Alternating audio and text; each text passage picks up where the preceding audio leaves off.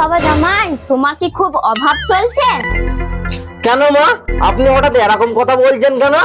না, মেয়েটাকে দেখি যখনই আমার বাড়ি আসে তখনই একটা শাড়ি পরেই আসে। আরে টেনশন নেবে না, কিনে দেবো দেবো। একটা কথা মনে রাখবেন, আপনার জামাইয়ের কোনদিন অভাব আসে না, বুঝছেন? আমি এমন মানুষ, মানুষের কাছে চেয়ে খাই, তবু কারোর কাছে হাত পাতি না। কি করছো তুমি? উঠতে পারছো? জানো আমার কত আশা ছিল, আমার মেয়ের একটা চালাক চুতো ছেলের সাথে আমি বিয়ে দেবো। তাহলে মা আপনি কি বলছেন? আমি চালাক তো নয়, আমার মধ্যে এমন কি কমে আছে বললেন মা? আরে বাবা, তুমি তো একটা সাদা সিধে ছেলে, যে কেউ তোমাকে বোকা বানিয়ে চলে যাবে। হ্যাঁ, এটা আমার একদম ঠিক কথাই বলেছেন। শুরুটা তো আপনারাই করেছিলেন।